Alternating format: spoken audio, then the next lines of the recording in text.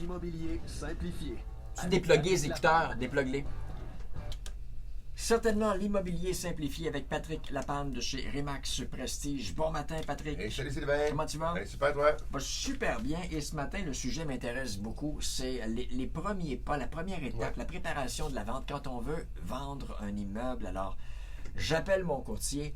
Toi, tu débarques chez moi, tu fais pas mal plus qu'installer une pancarte et partir. On va s'asseoir, on va avoir, je pense, une bonne discussion. Effectivement, la première rencontre va prendre probablement 1 heure, 1 heure et demie, si ce n'est pas 2 heures, pour vraiment commencer à mettre la table sur votre projet de vie. Naturellement, on va poser la première question qui va rentrer la plus importante. Est-ce que vous voulez racheter notre propriété parce qu'elle ne convient plus à vos besoins, ou vous allez en location, en résidence ou des choses comme ça? Pourquoi c'est important pour toi de savoir ça? C'est parce qu'il faut savoir vraiment le niveau de tolérance du client. Si c'est une location, un exemple, qu'il a trouvé un logement ou une résidence, il faut qu'il rentre à l'intérieur du prochain mois ou du prochain 2 mois, notre délai de temps va être beaucoup plus raccourci. Bon, on va probablement mettre un prix agressif sur le marché pour aller vendre la propriété plus rapidement. On va aller voir si les hypothèques sont là, s'il y a des grosses hypothèques.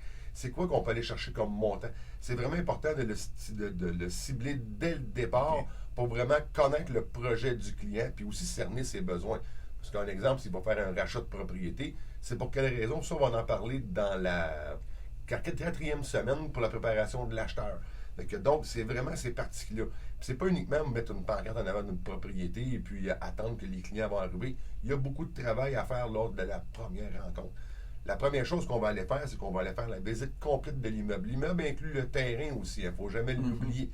Le terrain, les servitudes qui peuvent avoir, les accès qui peuvent être reliés au numéro de l'eau qui est là. Il va falloir aussi aller regarder toute la propriété, ses particularités. Est-ce qu'on est desservi avec fosse septique, champ d'épuration? Est-ce qu'on a un puits, un aqueduc privé, un puits municipalisé, des eaux municipalisées, ces choses-là? Ça va avoir une incidence sur aussi notre client acheteur qui va se présenter. Comment qu'on va lui amener la propriété? Est-ce qu'il va avoir des choses à faire à travers le temps qui va être là? Aussi, on va rentrer dans l'entretien. Ça, l'entretien, on y revient très souvent. L'entretien, le home staging.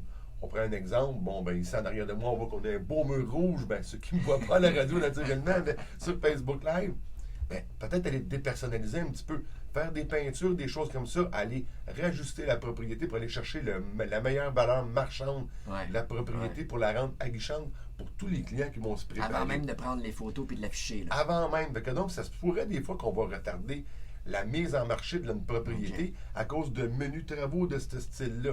On va aller faire aussi nos vérifications. On en parle depuis, je vous dirais, 6 mois. Le certificat de localisation. Allez l'interpréter. Est-ce qu'on a des bandes de protection riveraine, des zones de mouvement de sol à l'intérieur du certificat de localisation? Est-ce que nos lots, nos numéros de lots concordent aussi? Parce que des fois, vous pouvez avoir un vieux certificat de localisation.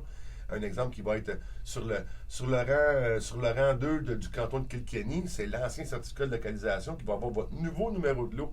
Est-ce que les concordances de l'ancien lot concorde avec le nouveau numéro de lot qu'on va faire produire en certificat de localisation? Question d'être prêt. Quand on va trouver l'acheteur, il n'y a rien qui va clocher. Il n'y a rien qui va clocher et en plus de l'avoir une transaction qui va vraiment être beaucoup plus stable, beaucoup plus tranquille.